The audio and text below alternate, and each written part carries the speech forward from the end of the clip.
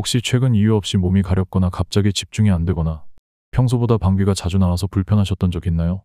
그냥 지나쳤던 그 신호들이 사실은 몸이 보내는 중요한 경고일 수 있다는 사실 알고 계셨나요?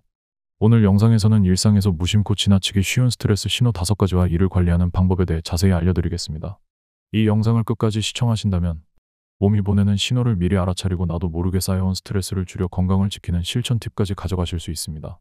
작은 변화가 큰 건강의 차이를 만든다는 것, 오늘 함께 확인해 보시죠. 오늘 영상 요약. 과연 어떤 신호들이 스트레스의 경고일까요? 오늘 영상에서는 몸이 보내는 스트레스 신호 5가지, 각 신호가 나타나는 과학적 원인, 스트레스가 건강에 미치는 영향, 스트레스를 줄이는 실천 방법과 일상 속 간단한 관리법에 대해 알려드립니다. 여러분, 요즘 어떠신가요? 혹시 바쁜 일상에 치여 내가 스트레스 받고 있나? 조차 인식하지 못하고 계신 건 아닌가요? 사실 몸은 우리가 의식하기 전에 먼저 위험 신호를 보내고 있습니다. 그런데 그 신호를 무심히 넘기면 어느새 건강에 더 큰 문제가 찾아올 수 있죠.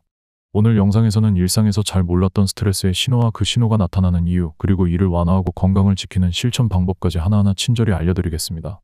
오늘 이야기가 여러분의 몸을 더 잘 돌보는 계기가 되길 바라며 지금부터 함께 시작해 보겠습니다. 1. 가려움. 갑자기 피부가 가렵고 긁어도 시원하지 않으신가요? 이럴 땐 단순한 피부 문제로 생각하시기 쉽습니다. 하지만 일본의 한 연구에 따르면 스트레스를 많이 받는 사람은 그렇지 않은 사람보다 만성 가려움증에 걸릴 확률이 2배나 높다고 보고되었습니다. 스트레스는 가려움을 느끼는 신경섬유를 과도하게 활성화시키고 코르티솔 호르몬 분비를 늘려 체내 염증 반응을 일으킵니다. 이로 인해 피부 장벽이 약해지고 작은 자극에도 가려움을 더 크게 느끼게 됩니다.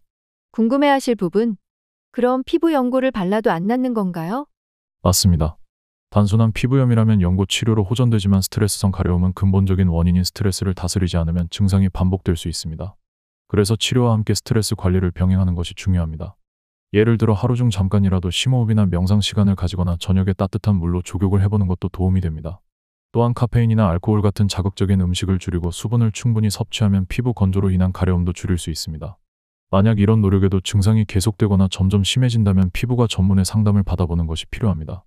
연구에 따르면 만성 가려움증을 방치하면 수면 장애, 우울감 같은 2차적인 문제로 이어질 수 있다고 합니다.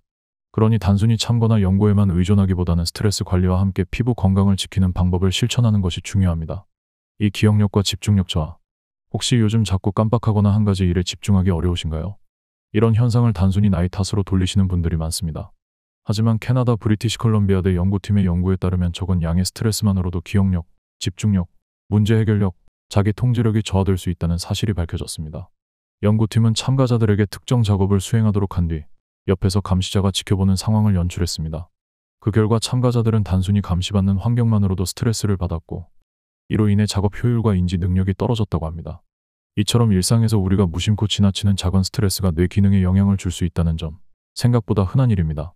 궁금해하실 부분, 그럼 이런 상태를 회복하려면 어떻게 해야 할까요? 일단 스트레스가 누적되지 않도록 하루 중 잠깐이라도 뇌에 휴식을 주는 것이 필요합니다. 예를 들어 업무 중 5분 정도 창밖의 나무나 하늘을 바라보는 것만으로도 뇌의 피로가 완화되고 집중력이 회복된다는 연구 결과도 있습니다. 또한 심호흡이나 명상 같은 이완요법은 교감신경의 과도한 활성화를 진정시켜 사고력을 안정시켜주는 효과가 있습니다. 카페인 음료 대신 따뜻한 허브차를 마시거나 점심시간에 짧게 산책하는 것도 좋은 방법입니다. 연구에서는 규칙적인 수면, 적절한 휴식, 균형 잡힌 식단이 뇌의 회복력을 높이는 데 도움이 된다고 보고했습니다. 기억력 저하나 집중력 저하가 단순한 피로나 노화가 아니라 일상의 스트레스에서 비롯된 것이라면 생활 속 작은 습관부터 바꿔보는 것이 필요합니다. 이를 방치하면 단순한 건망증을 넘어서 만성 스트레스, 우울감, 수면 장애로 이어질 수 있으니 주의가 필요합니다. 3. 입냄새와 혓바늘. 갑자기 입냄새가 심해졌거나 혓바늘이 자주 생기셨나요? 단순히 구강위생 문제라고 생각하기 쉽지만 사실은 몸이 보내는 스트레스 신호일 수 있습니다. 스트레스는 우리 몸의 자율신경계에 영향을 주어 부교감신경의 활동을 줄이고 교감신경을 과도하게 활성화합니다. 이 과정에서 침샘의 혈액순환이 방해받고 침 분비가 줄어들게 됩니다. 침이 줄어들면 입안이 쉽게 건조해지고 이 건조한 환경은 냄새를 유발하는 세균이 번식하기 좋은 조건을 만듭니다. 혓바늘 또한 스트레스와 밀접한 연관이 있습니다. 스트레스로 인해 면역력이 떨어지거나 염증 반응이 과도해지면 혀 표면에 작은 염증이나 궤양이 발생할 수 있습니다. 브라질의 한 연구에 따르면 스트레스에 많이 노출된 사람은 그렇지 않은 사람보다 구강 내 질환의 발생률이 더 높다고 보고됐습니다. 이 연구는 치주염, 구내염, 혓바늘 등 다양한 구강 질환과 스트레스의 관련성을 뒷받침하고 있습니다. 궁금해하실 부분, 그렇다면 물을 자주 마시거나 무가당 껌을 씹으면 도움이 될까요? 맞습니다. 충분한 수분 섭취는 침 분비를 촉진하고 입안을 촉촉하게 유지해 세균 번식을 막는 데 효과적입니다.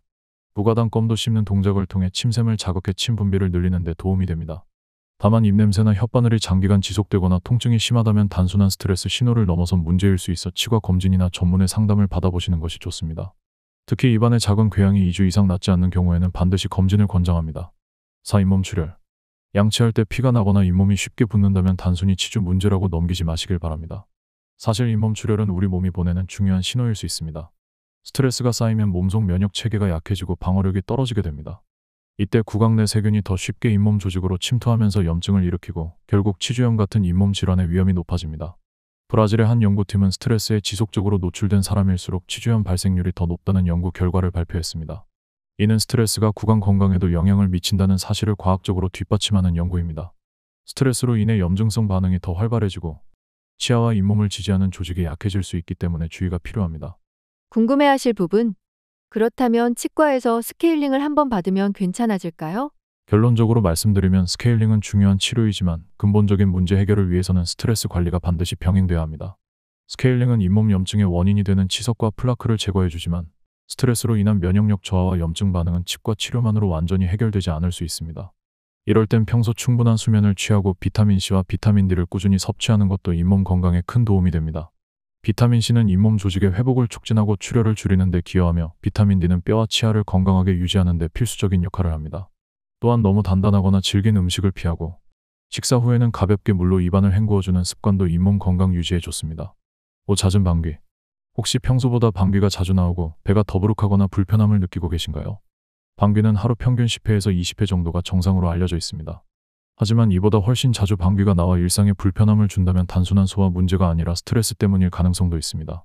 미국 로마재단 연구소와 프랑스 다논 뉴트리시아 리서치 공동 연구에 따르면 가스 관련 증상이 잦은 사람일수록 스트레스, 불안, 우울감 점수가 더 높고 전반적인 삶의 질이 낮은 것으로 나타났습니다. 이는 장과 뇌가 연결된 신경망, 즉 장신경계 때문인데요. 장은 제2의 뇌라고 불릴 만큼 우리의 감정과 스트레스에 민감하게 반응합니다. 스트레스가 쌓이면 장의 운동이 빨라지고 장내 가스 생성도 증가해 방귀가 자주 나오게 되는 것입니다. 궁금해하실 부분. 혹시 먹는 음식 때문은 아닐까요? 라고 생각하실 수 있습니다. 네, 맞습니다. 특정 음식도 원인이 될 수 있습니다. 콩류, 유제품, 탄산음료, 기름진 음식은 가스 생성을 더 촉진할 수 있습니다. 하지만 중요한 건 단순히 음식을 제한하는 것만으로 해결되지 않는 경우가 있다는 점입니다. 스트레스 자체가 장 운동을 과도하게 촉진해 평소보다 더 많은 가스를 만들고 장내 신경 민감도를 높여 방귀뿐 아니라 복통, 복부 팽만감 같은 증상도 함께 유발할 수 있습니다. 이럴 땐 음식을 조심하는 것뿐 아니라 스트레스 관리가 병행되어야 합니다. 평소 규칙적인 식사 시간을 유지하고 너무 급하게 먹지 않는 습관을 들이는 것도 도움이 됩니다.